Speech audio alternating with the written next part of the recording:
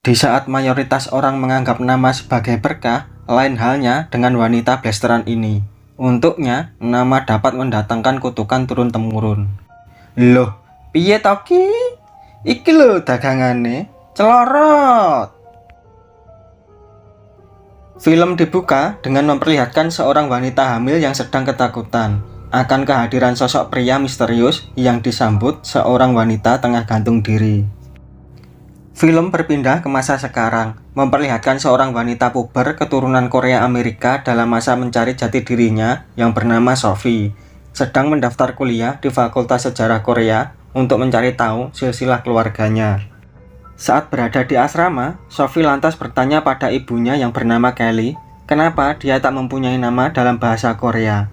Di saat ibunya akan mengatakan nama Koreanya, tiba-tiba neneknya yang bernama Susie menjadi marah. Seakan Susie tak mau rahasia kelam keluarganya terbongkar.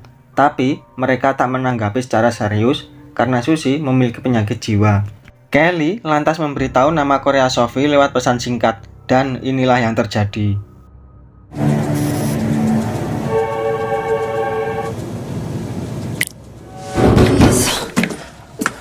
Kira-kira ada apa dengan keluarga Sophie? Esok harinya, Sophie mengikuti kuliah untuk pertama kalinya. Sophie juga mendapatkan teman baru yang bernama Brian, Kwon, dan Ari. Setelah kuliah selesai, Sophie pulang untuk mengunjungi keluarganya. Sophie lantas membahas kenapa dia tak memiliki nama Korea. Seketika itu, You don't hate to me, you little child! Ma! Susie sangat marah dan menegaskan kembali kalau Sophie tak memiliki nama Korea. Ternyata nama Korea Sophie adalah pemberian dari Gabriel, ayahnya Sophie. Kelly juga mengatakan kalau Susie menolak nama itu, sebab Susie kehilangan semua keluarganya di Korea dan memutuskan pindah ke Amerika. Dan juga nenek buyutnya Sophie melakukan gantung diri. Dalam budaya Korea, itu merupakan hal yang sangat memalukan. Sophie akhirnya meminta maaf kepada Susie. Susie lantas menjelaskan kenapa dia memutuskan pindah ke Amerika dan juga melupakan hal tentang Korea. Karena disebabkan sebuah kutukan keluarga. Susie juga memohon agar Sophie melupakan nama Koreanya. Tapi Sophie tetap penasaran dan ingin tahu tentang apa yang sebenarnya terjadi. Hal itu pun membuat Susie bertambah marah. I'm warning you, Sophie. Sophie yang merasa marah, dia lantas pergi meninggalkan rumah. Kira-kira demit apa itu tadi? Sophie lantas memesan secangkir minuman untuk menenangkan dirinya. Tapi pandangan Sophie teralihkan pada pria yang bernama Jun yang telah memikat hatinya. Sambil berjalan pulang, mereka saling bertukar pengalaman selama berada di Amerika, serta memutuskan untuk menjalin sebuah hubungan. I attended international. Esok paginya, Sophie yang mengikuti kuliah tentang sejarah Korea, tiba-tiba Sophie melihat gambar kaisar berubah menyeramkan. Dan ternyata itu hanyalah mimpi. Selesai kuliah, Sophie bersama Jun pergi untuk membeli makanan. Di sana, mereka mencoba untuk memahami satu sama lain. Jun mengatakan kalau dulu dia hampir pernah menikah, akan tetapi calon istrinya mengkhianati dan pergi meninggalkannya untuk selamanya. Sophie juga menceritakan keluarganya, di mana akhir-akhir ini banyak masalah yang menghampiri keluarganya. Di malam harinya, Sophie menceritakan Jun kepada Kelly dan berniat mengenalkan Jun kepada keluarganya. Di saat itu, Sophie kembali kejatuhan air dari atas tempat tidurnya. Tiba-tiba,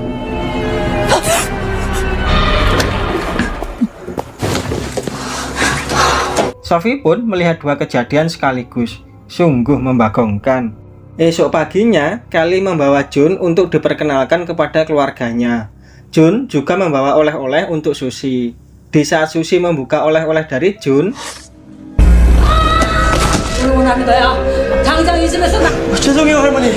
Susie pun teringat masa lalunya yang membuatnya marah dan menyuruh Jun untuk pergi. Sophie pun merasa malu pada Jun karena kelakuan neneknya yang mempunyai penyakit jiwa. Sophie juga mengatakan tahayul yang dipercayai neneknya jika keluarganya memiliki sebuah kutukan yang melarang Sophie memiliki nama Korea. Tapi Jun mencoba menenangkan Sophie dan memintanya untuk menyebut namanya dalam bahasa Korea. Dan inilah yang terjadi. Park Ju-hyun. Esok harinya, Sophie mengikuti kuliah tentang benda-benda dan arsip bersejarah dari seluruh Korea yang disimpan di museum, yang saat ini sedang direnovasi. Tiba-tiba, Sophie mendengar seseorang memanggil namanya dan lagi-lagi hanya mimpi. Sophie lantas teringat memiliki janji pada temannya dan bersiap untuk pergi. Akan tetapi, Sophie tak sengaja menginjak bola lampu yang membuat kakinya luka. Dengan kaki yang terluka, Sophie tetap menghampiri teman-temannya untuk mengadakan pesta bersama. Di saat mabuk, Sophie melihat dirinya berada dalam video. Tiba-tiba,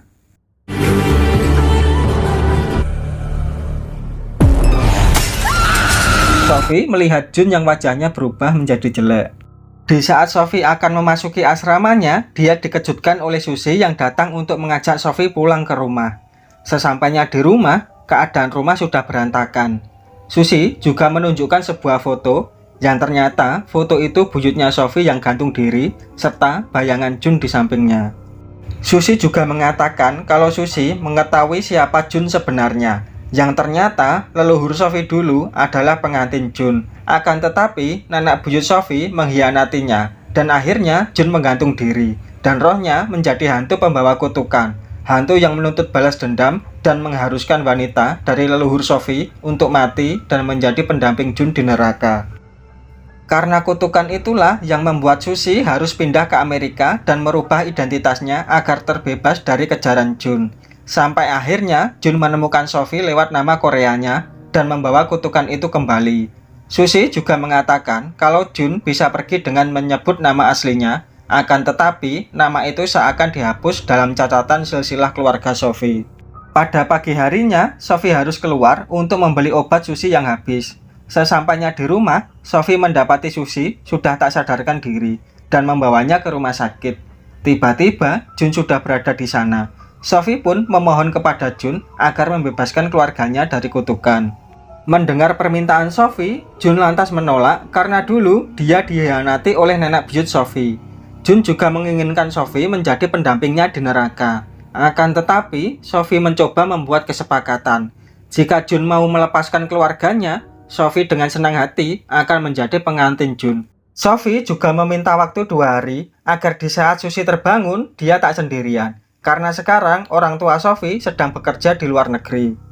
Sesampainya di rumah, Sophie mengambil semua arsip tentang silsilah keluarganya dan meminta bantuan Profesor Lee untuk membacakannya. Karena Sophie tak bisa berbahasa Korea. Dan mereka menemukan fakta menarik tentang kasus bunuh diri dari salah satu anggota keluarga Sophie. Dan namanya seakan dihapus dari silsilah keluarga dan dimakamkan terpisah dari makam keluarga. Karena kekurangan informasi, Sophie memutuskan untuk menyelinap ke dalam perpustakaan sejarah Korea yang sedang direnovasi. Di saat mencari arsip keluarganya, Sophie dikagetkan oleh Ari, yang ternyata Ari melihat Sophie menyelinap ke dalam perpustakaan. Sophie pun menjelaskan niatnya untuk mencari arsip keluarganya. Akhirnya Ari pun membantu Sophie dan mereka menemukannya. Pada saat mereka akan pergi, tiba-tiba